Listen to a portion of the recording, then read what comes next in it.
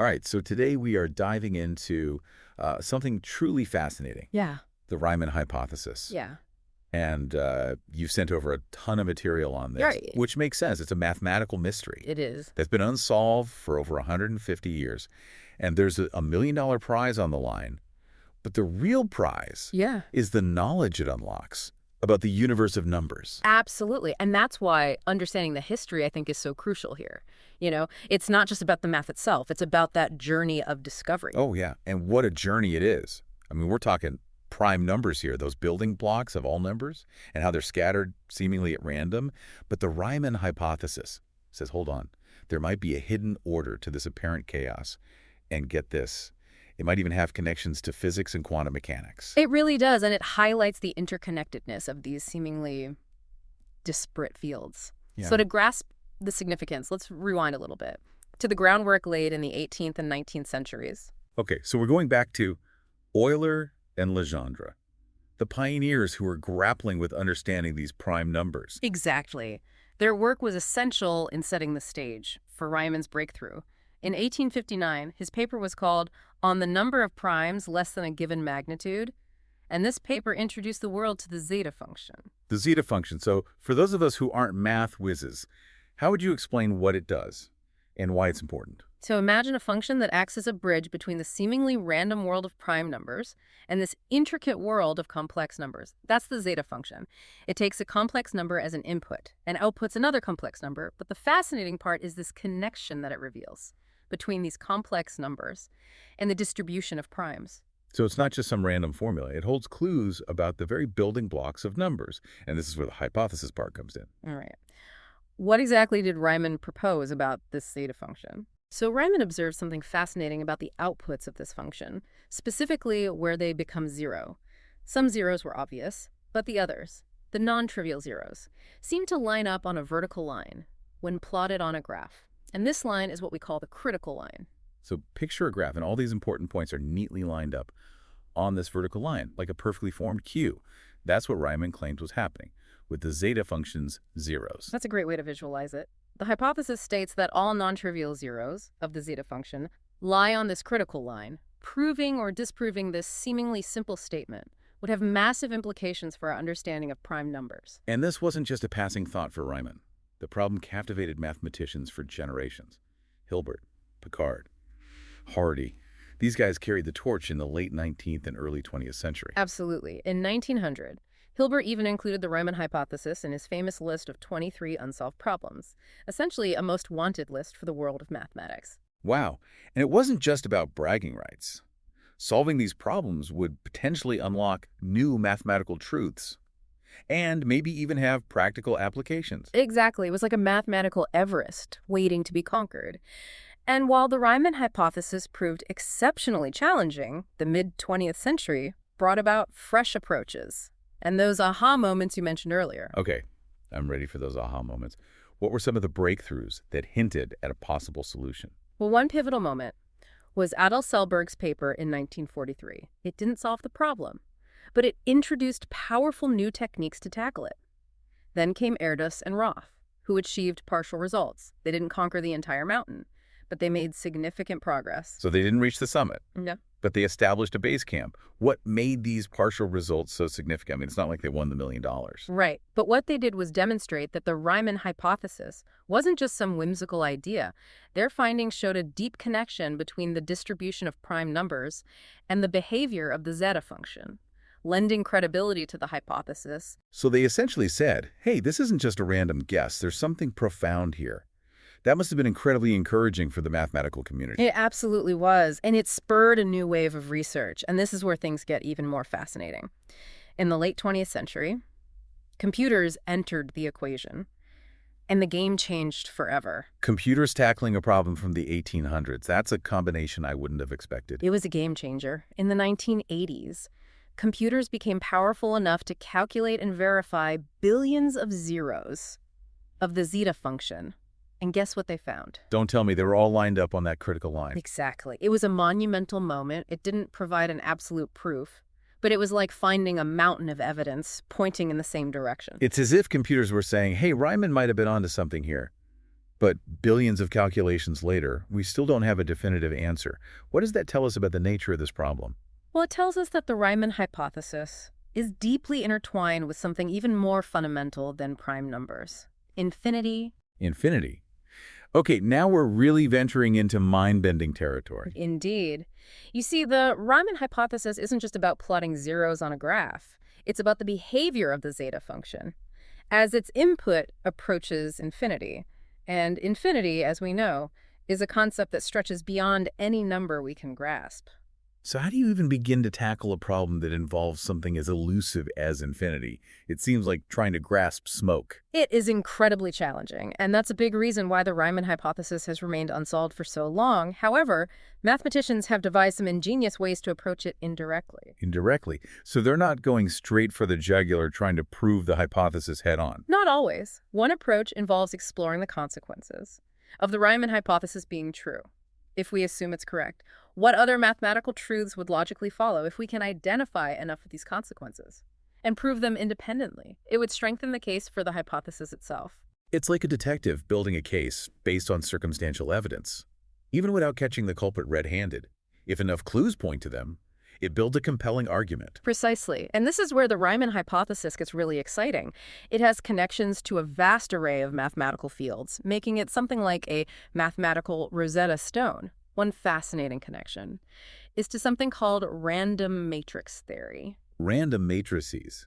That sounds like a recipe for chaos, not solutions. It might sound chaotic, but there are often patterns within randomness. Random matrix theory studies the statistical properties of matrices filled with random numbers. And surprisingly, those patterns have a connection to the distribution of the zeros of the zeta function. Okay, so we've got the seemingly random distribution of prime numbers linked to the zeros of the zeta function, and now tied to patterns in random matrices. It's like uncovering a hidden network beneath the surface of mathematics. That's a great way to put it. And this link to random matrix theory has opened up a whole new avenue of research mathematicians are exploring, whether the tools and techniques from this field can help illuminate the Riemann hypothesis. It's like using a new type of lens to examine a familiar object, revealing details we couldn't see before. But let's step back for a moment and address the elephant in the room. Does solving the Riemann hypothesis have any practical value? Or is it purely an intellectual pursuit? Well, while it might seem abstract, the implications of the Riemann hypothesis could be far-reaching. One area where it could have a significant impact is cryptography, the science of secure communication. So our emails and online banking could be affected by a 150-year-old math problem about prime numbers. That's a thought-provoking connection. Many modern encryption methods rely on the difficulty of factoring large numbers into their prime factors. And as we've been discussing, the distribution of prime numbers is at the heart of the Riemann hypothesis. Okay, I see where this is going. If proving the Riemann hypothesis gives us a deeper understanding of how prime numbers are distributed, it could have major implications for cryptography. Precisely, it could lead to the development of more robust encryption algorithms, or potentially expose vulnerabilities in existing ones. It's a reminder that even the most abstract mathematical concepts can have real-world consequences. Yeah. It highlights the interconnectedness of knowledge, how something that seems purely theoretical can ripple out and touch our everyday lives. But you mentioned another connection, one that pushes the boundaries even further: physics. That's right. There's growing evidence suggesting a link between the distribution of the zeros of the zeta function and the energy levels of certain quantum systems. Hold on. Are you suggesting a connection between prime numbers and the behavior of subatomic particles? Yeah. That's pushing the boundaries of my imagination. Right. It is a mind-boggling concept, and it's still an active area of research. The exact nature of the connection remains to be fully understood.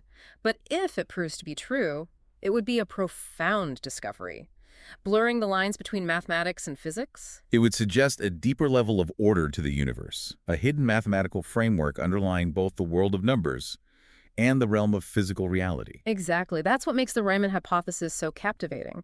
It's not just a mathematical puzzle, it's a window into the fundamental nature of reality. And it's a journey that has taken us from the ancient Greeks to the digital age, from the basic building blocks of numbers to potential grand unifying theories. What an incredible journey it's been. It has indeed. As we've seen, the story of the Riemann hypothesis is about more than just finding a solution. It's about the pursuit of knowledge, the thrill of discovery, and the enduring power of human curiosity. And on that note, we'll pause here for a moment.